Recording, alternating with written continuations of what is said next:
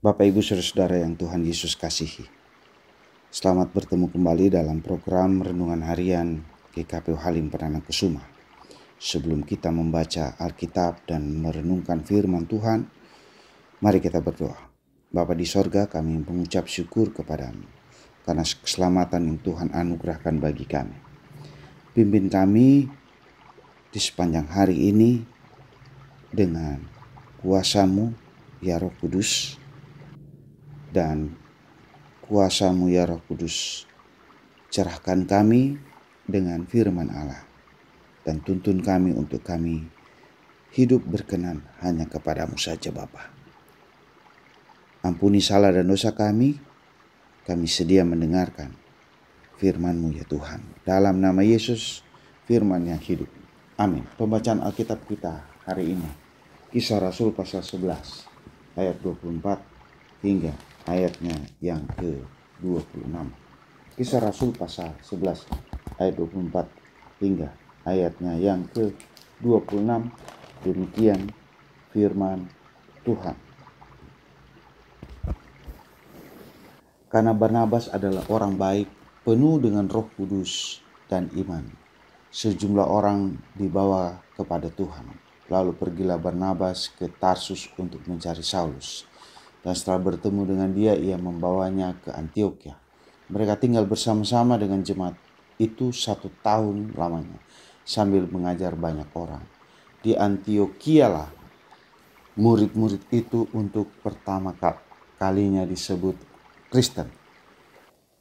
Demikian pembacaan firman Tuhan. Tema renungan kita hari ini ialah orang Kristen. Saudara-saudara, para pengikut Yesus Kristus sampai sekarang disebut orang Kristen.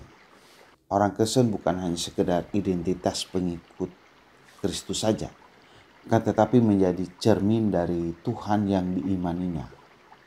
Kapan penyebutan itu? Mari kita melihatnya dan membacanya di Kisah Para Rasul. Kisah Para Rasul pasal 11 ayat 24 hingga ayat 26. Di situ mencatat suatu hal yang sangat penting dalam sejarah perkembangan gereja, mulai di gereja mula-mula. Pertama kalinya para murid Yesus disebut Kristen. Ini terjadi bukan di Yerusalem, pusat keagamaan orang Yahudi, tetapi di Antiokhia, sebuah kota yang multikultural. Disinilah iman kepada Kristus mulai terlihat sebagai identitas tersendiri. Kalau kita memperhatikan ayat 24, memberi kita gambaran tentang seorang tokoh penting dalam perkembangan gereja mula-mula. Barnabas namanya. Digambarkan sebagai orang baik, penuh dengan Roh Kudus dan iman. Kehidupan Barnabas yang dipenuhi kasih dan integritas menjadi saluran berkat bagi banyak orang. Dia tidak bekerja sendiri ketika pelayanan berkembang. Barnabas pergi mencari Saulus di Tarsus dan membawanya ke Antiokhia. Mereka bekerja bersama, mengajar dan membina jemaat di sana selama 1 tahun penuh. Hasil dari pelayanan mereka tidak hanya berupa pertumbuhan jumlah orang percaya, tapi juga lahirnya identitas baru bagi pengikut Kristus, orang Kristen. Begitulah mereka disebut oleh masyarakat sekitar, karena hidup dan perkataan mereka menyerupai Kristus. Hari ini kita perlu bertanya kepada diri sendiri melalui firman Tuhan. Apakah hidup kita pantas disebut sebagai hidup orang Kristen?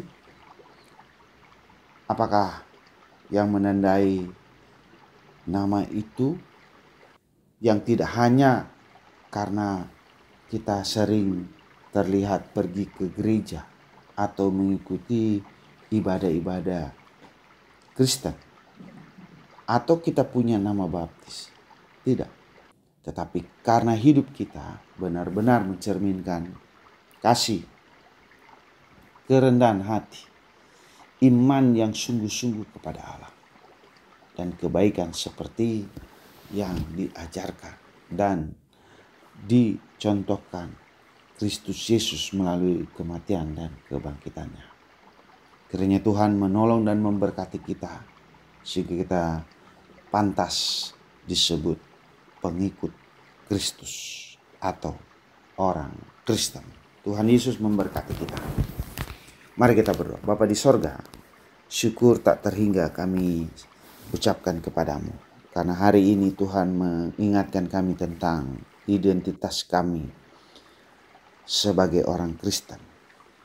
Yang tidak hanya menyandang nama itu tetapi juga mencerminkan perkataan, perbuatan, dan tingkah laku yang telah dicontohkan Kristus dalam kehidupan sehari-hari.